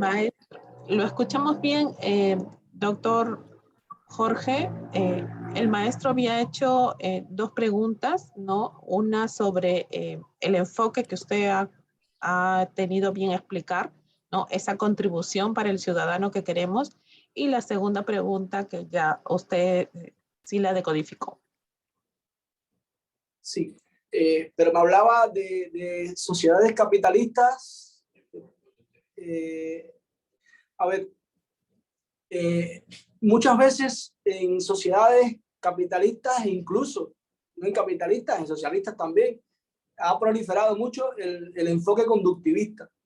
De hecho, este enfoque basado en lo histórico-cultural de alguna manera rompe la idea de que en el aula no se trate a los niños como estímulo-respuesta, según la esencia del conductivismo. No se le lleve al niño las verdades acabadas, de manera que pueda formarse de forma integral. Y es por eso que estamos asumiendo este enfoque histórico-cultural por las potencialidades que da de desarrollar al niño y al futuro ciudadano. Al futuro ciudadano, el doctor me decía ciudadano y le ponía un apellido, pero fue el que no escuché en la primera parte. Pero en fin, cuando hablamos de un ciudadano integral, y voy a aprovechar para abordar también la segunda parte, estamos hablando de un ciudadano que tenga una cultura económica también, y la didáctica y la clase de la ciencia. Cuando nosotros ponemos un problema y enseñamos al estudiante a hacer más eficiente la solución, estamos enseñando a economizar tiempo y recursos. La parte de financiamiento, bueno, ya ahí se me escapa un tanto de las manos. Es que la pregunta también me llegó un poco como entrecortada. Pero en fin, el proceso, la enseñanza, aprendizaje de las ciencias, desde un enfoque desarrollador humanista, como bien dice el doctor, tiene en cuenta el desarrollo de todas las culturas, cultura económica, cultura política, cultura ideológica también, porque la clase es un reflejo de la ideología de la que está, del grupo de poder, o sea, del grupo que está en el poder, de los que dirigen la sociedad. ¿sí?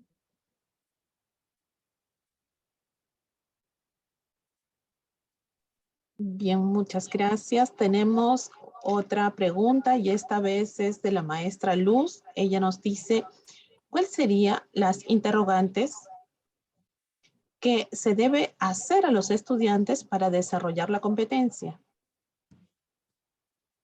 Primero, perdón, ¿puedo hablar? Sí. En primer lugar, las interrogantes son de muchos tipos, abiertas, cerradas. Hay que buscar la manera de establecer la armonía y el balance entre las interrogantes que hacemos. Pero las principales interrogantes que debemos hacerle a los estudiantes es aquellas que permitan al estudiante partir de lo que sabe y potencialmente arribar a lo que no sabe. La doctora Melina Feynman, no recuerdo el apellido, pero es una doctora argentina, por favor. Sería muy bueno si me escriben a la dirección electrónica que está en la primera diapositiva, les puedo más tarde enviar los links de unas teleconferencias que aparecen en YouTube. Bueno, la doctora habla de las preguntas que se hacen en las aulas, que no pueden ser preguntas reproductivas. Ojo, que también hay momentos en que hay que hacer preguntas reproductivas, porque la etapa del nivel del conocimiento lo amerita. Pero por lo general es preciso hacer preguntas productivas, que el estudiante se vea en necesidad de exponer conocimiento construido socialmente por él. No solamente preguntas cerradas de sí o no, que es lo que muchas veces abunda en nuestras aulas. Muchas gracias por la respuesta. Tenemos ahora una pregunta de la maestra Jacqueline. Ella nos dice, si el docente no domina el desarrollo y procesos que se dan en la zona de desarrollo próximo, ¿qué hacer? ¿Qué estrategias tener para lograr desarrollar competencias en nuestros estudiantes? Bueno, a ver, un problema muy común es el hecho de que los docentes enfocan los contenidos de la ciencia a partir de lo que saben. Esto lo habíamos hablado de las ideas de sentido común de los docentes.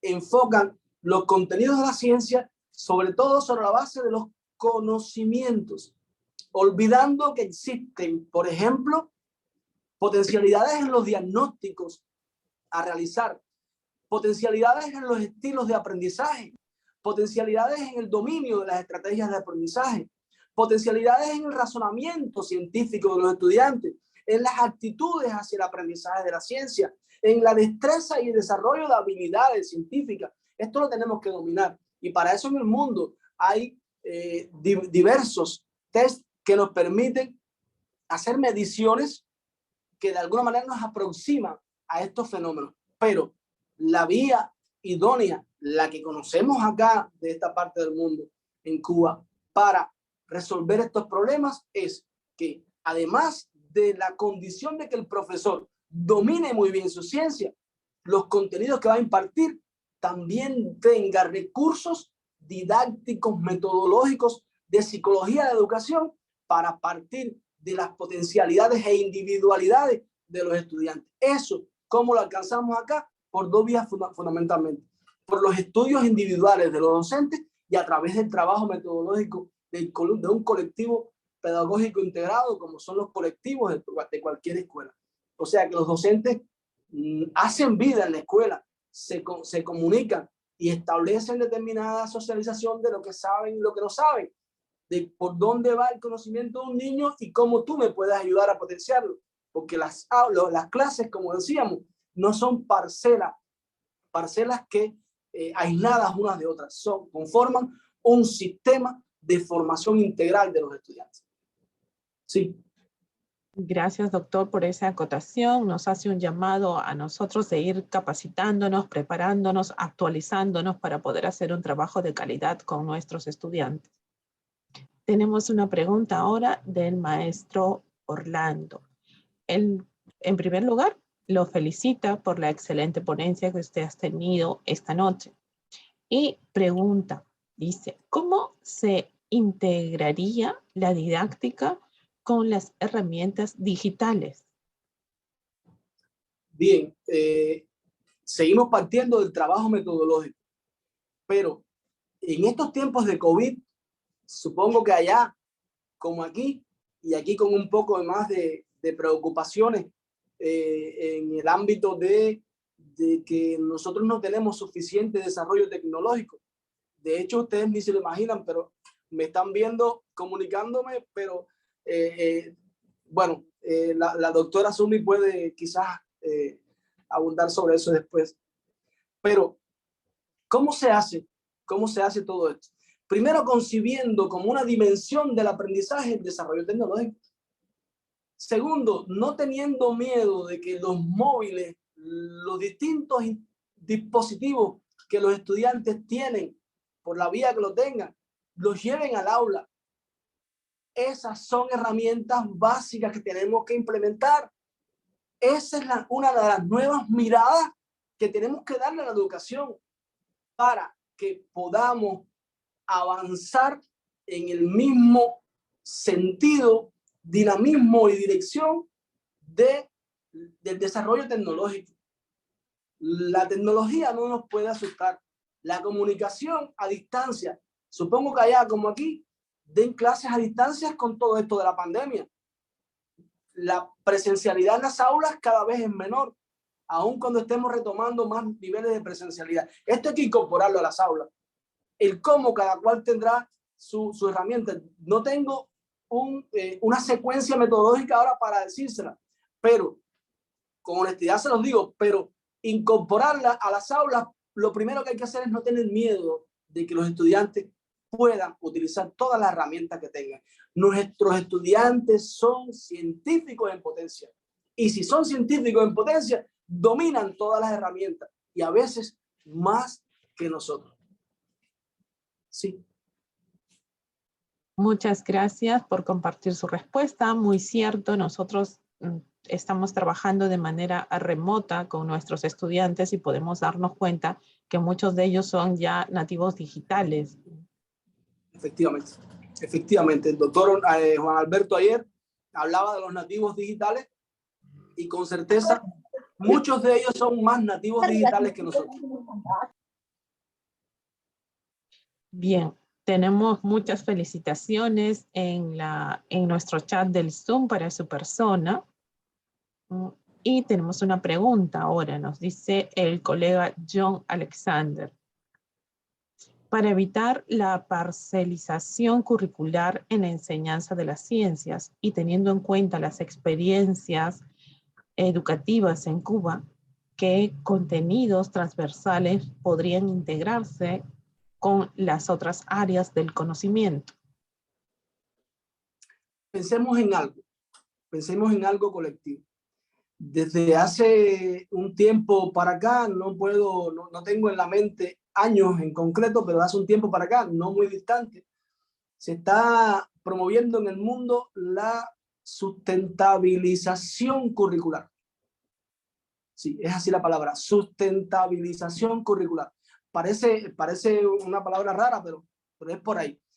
En esencia, es buscar que los currículum estén permeados de ejes o ideas transversales que permitan una visión integrada del conocimiento. Ahí tenemos la educación ambiental como eje transversal. Ese es uno de los más reconocidos a nivel mundial en la mayoría de los currículos.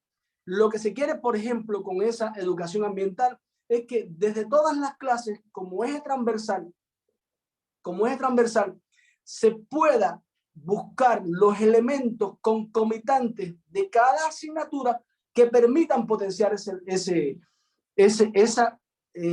área del saber. Y es una necesidad. La curricularización ambiental es una necesidad. Notemos los desastres ecológico.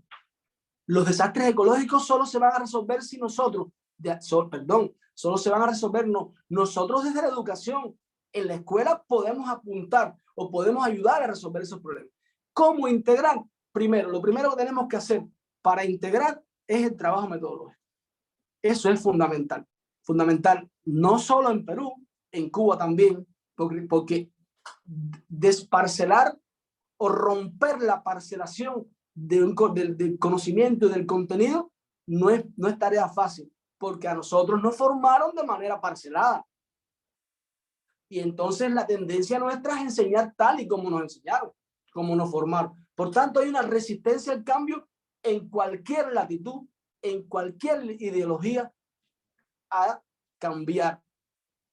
Pero lo primero que tenemos que hacer es el trabajo metodológico, además del trabajo de superación, de preparación, e identificar a partir de ese eje transversal hasta dónde llega la integración vertical, hasta dónde llega la integración horizontal a nivel de año, hasta dónde llega la secuencia y continuidad de los contenidos y cómo podemos imbricarlos todos y trabajar todos en función de las necesidades individuales de los estudiantes, de los nodos cognitivos, de los problemas del entorno, de la institución y de la sociedad a resolver y de la vocación en potencia de los estudiantes. Por ahí pudiéramos estar pensando y animándonos incluso a una publicación latinoamericana y colectiva en este tema.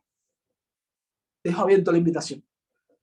Muchas gracias por la invitación para seguir expandiendo el conocimiento de los docentes. Tiene usted en el chat del Zoom felicitaciones, excelente ponencias, brillante exposición y así tenemos una sumatoria de docentes que saludan su trabajo. Bueno, sí, bien. Bueno.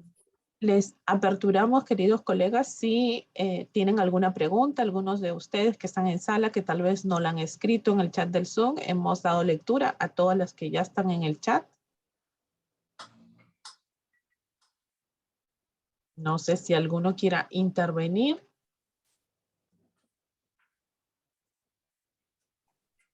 Tenemos una manito levantada. Adelante, maestra Jacqueline. Doctor, buenas noches. Nada, básicamente para felicitar la ponencia de hoy día. Interesante, excelente, todo lo que nos ha compartido. Me ha ilustrado bastante. Habían cosas que no...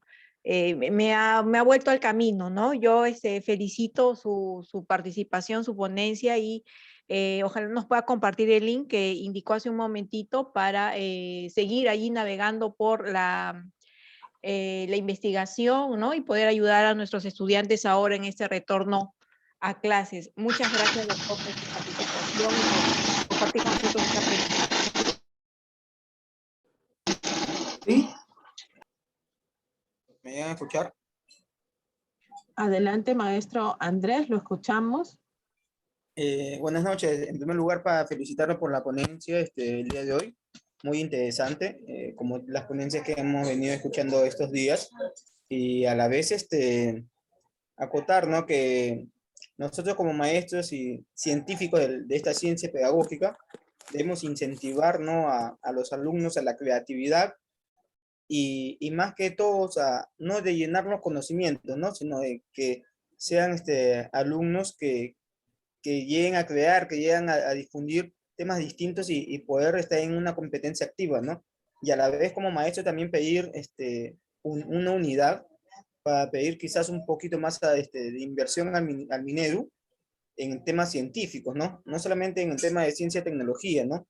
En el tema de ciencias sociales, ¿no? Le hablo a un docente de geografía, por decir, el docente de geografía, hay mucho que experimentar en el tema de los volcanes, en el tema de un volcán activo, de unas lomas, ¿no? Entonces, para mí eso es un poquito tedioso porque no hay mucho presupuesto en un colegio estatal como en un particular, ¿no? Entonces hay que saber sobresalir con esto, ¿no? Muchas gracias y ojalá que las ponencias de este Congreso Internacional sigan teniendo los temas que están teniendo, que son muy interesantes y como dijo la colega que me antecedió, me ha hecho despertar y ver realidades distintas en que yo todavía no he podido observar, ¿no? Muchas gracias. Felicitaciones, doctor. Gracias, maestro Andrés, por la participación. Perdón, Doctor, adelante, perdón, doctor. pudiera hacer un comentario muy breve. Bueno, además de agradecer los comentarios del doctor, decirle que, bueno, la parte de los recursos financieros no tengo manera de referirme al tema, ¿no?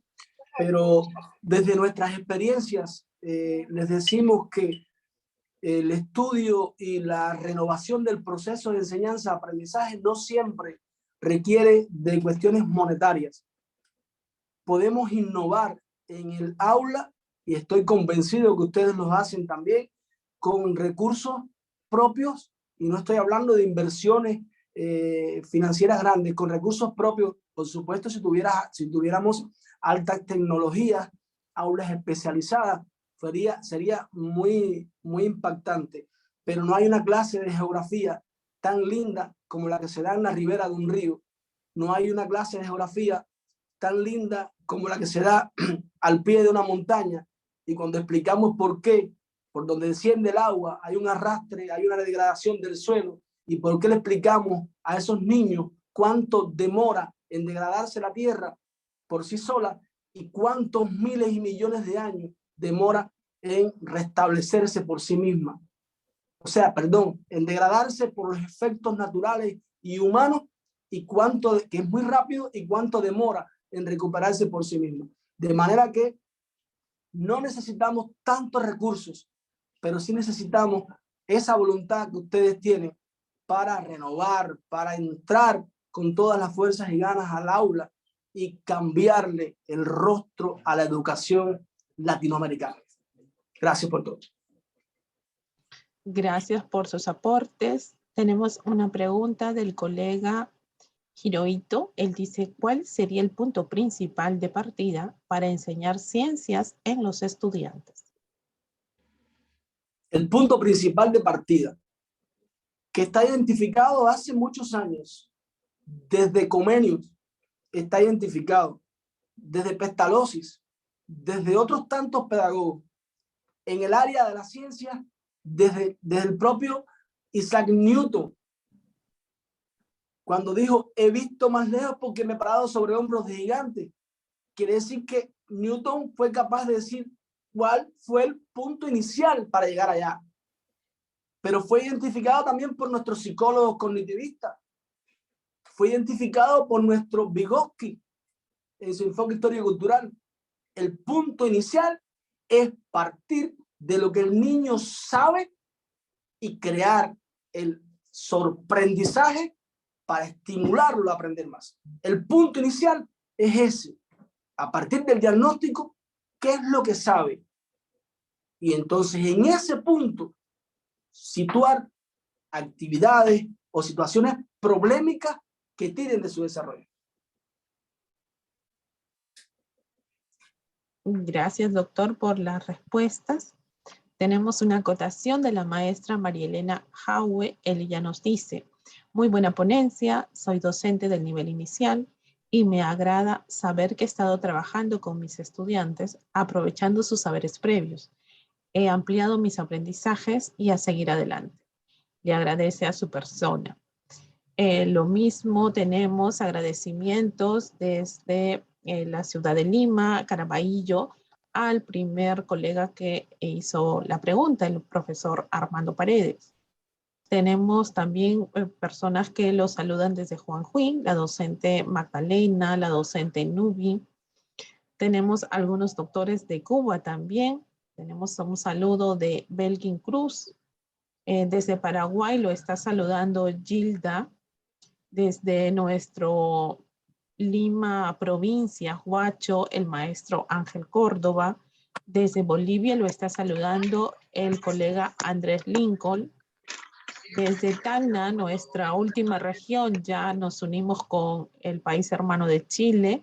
Lo saluda Antera Quenta. Y desde Argentina tenemos a la colega Sant Norma. Ella es estudiante y dice que esta conferencia de usted le está sirviendo bastante. Tenemos muchos agradecimientos en lo que va del chat del Zoom.